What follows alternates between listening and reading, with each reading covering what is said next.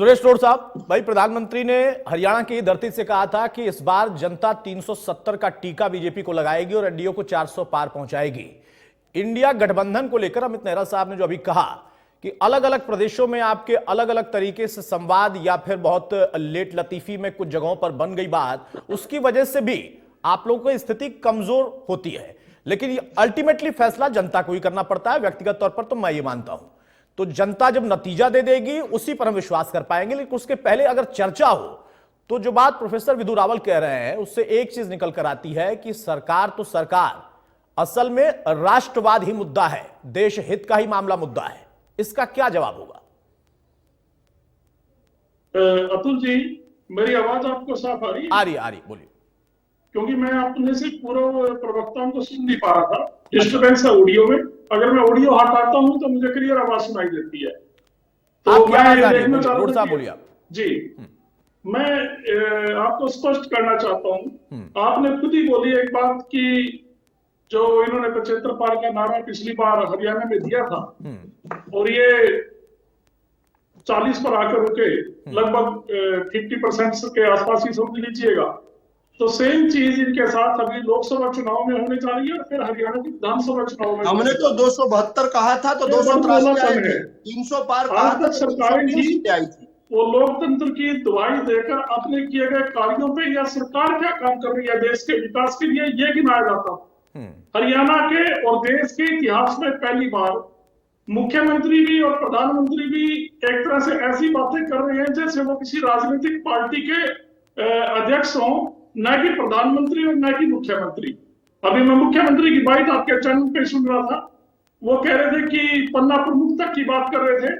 अरे खट्टर साहब, हरियाणा की जनता आपसे अपेक्षा करती है कि आपने हर जिले में मेडिकल कॉलेज खोले या ना खोले, आपने किसानों को एमएसपी रेट दिया या नहीं दिया, आपने बेरोजगार युवाओं के लिए रोजगार के साधन उपलब्ध कराए या ना कराए, आपने हॉस्पिटल में सभी सुविधाएं उपलब्ध कराई या ना कराई जो कोरोना महामारी के समय में उजागर हुई थी, आपने बहन और बेटियों की सुरक्षा के लिए प्रॉपर इंतजाम किए या नहीं किए, आपने हरियाणा के व्यापारियों के लिए जिनको दिन दिहाड़े धमकी दी जाती है, जिनसे एक तरह से गोलीबारी भी जिनके ऊपर की जाती है, और अभी एक राजनीतिक पार्टी के प्रदेश अध्यक्ष लेवल के व्यक्ति का जब जीवन सुरक्षित नहीं रहा, नभे सिंह राठी के मर्डर की घटना आप हम सब के सामने है।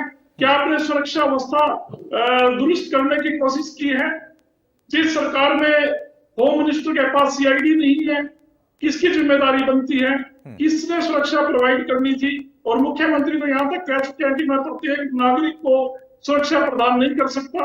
आपने शर्त ली है, संविधान की शर्त ली है कि आप हरियाणा के प्रत्येक नागरिक की जान और माल की सुरक्षा सबसे पहले करोगे, उसके बाद आप किसान की, युवाओं की, महिलाओं की वो सुरक्षा एक अलग से आती है। आपकी पार्टी में घोषणा पत्र में दिए बातें, आपने स्वामीनाथन आयोग की रिपोर्ट को लागू करना और आपके केंद्र के नरेंद्र मोदी के वायदे 2022 तक किसान की आय को दुगनी करने का भी वायदा किया। हम नरेंद्र मोदी जी से यह भी जानना चाहते हैं, लोकसभा चुनाव की बात हो रही है क्योंकि आपके चैनल पर बड़ा जागरूक आपका चैनल है, लोग देखते हैं, तो देश भर के लोग ये जानना चाहेंगे बीजेपी से, आपने 400 पार और 370 की बात तो कर दी, लेकिन आप ये कब बताएंगे कि 15 लाख रुपए खाते में कब आएंगे? काला धन कहां से आएगा? के खाते में 15 लाख कभी नहीं आएगा। रोड साहब, एक मिनट सुरेश रोड साहब, मैं आपको टोकता नहीं, मैं रोकता। एक मिनट विधु भाई, एक मिनट, मैं आपको नहीं रोकता। आप मुद्दे गिना रहे थे, मुद्दे गिनाना विपक्ष का अधिकार है, लेकिन मैं आपको इसलिए रोक रहा हूं कि भाई उन मुद्दों का जवाब देने के लिए भी बीजेपी तैयार है और उसके बाद नारा लगा रही है। पहली बात। दूसरी बात कि आप कह रहे हैं कि जनता जानना चाहती है कि 15 लाख, अरे 15 लाख का जुमला 14 में आया था, उसके बाद एक चुनाव और बीत गया और बीजेपी फिर से सत्ता में और उसके बाद तीसरी बार के लिए नारा दे रही है। वो 15 लाख वाला आप गिना के कोई फायदा नहीं है भाई। ये अगर आप लोगों की तैयारी है तो फिर थोड़ी सी दिक्कत है। आप बाकी सारे मुद्दे गिनाइए, रोजगार का मुद्दा, किसान का मुद्दा, व्यापारियों का मुद्दा, नौजवान का मुद्दा, और इस मुद्दे को सुनने के लिए और उसका जवाब देने के लिए बीजेपी तैयार है। लेकिन अब 15 लाख भूलिए, बहुत समय बीत गया, पानी बहुत बह गया है। रोड साहब, आप भी हमारे साथ इतनी एनर्जी वेस्ट करते हैं नहीं, मैं एनर्जी नहीं वेस्ट करता हूं, मैं तार्किक बात कह रहा हूं। 15 लाख का आपने 19 में भी मुद्दा उठाया था ना, कोई फायदा मिला उसका? आप खुद सोचिए। मैं तो आपकी बात का समर्थन कर रहा हूँ, आपकी बात पर फूल चढ़ा रहा हूँ। चलो मैं आपके कहने से बड़े भाइयों में 15 लाख का मुद्दा भूल जाता हूँ। भूलना चाहिए, नहीं आएगा भाई। पूरे हरियाणा के लोग 15 लाख का मुद्दा रफाल पर कान पकड़कर माफी भी मांगी थी। आप उस बात पे आ जाइएगा इनसे सवाल पूछने के लिए। अभी जो नरेंद्र मोदी जी ने पिछले किसान आंदोलन में जो वायदा किया था कि संयुक्त किसान मोर्चे के साथ कि आप आंदोलन समाप्त कीजिए, हम आपके लिए ये सुविधाएं प्रदान करेंगे एमएसपी के बारे में, क्या वो वायदा निभाने के लिए बिल्कुल सही बात है, इसमें मैं आपके साथ खड़ा हूं।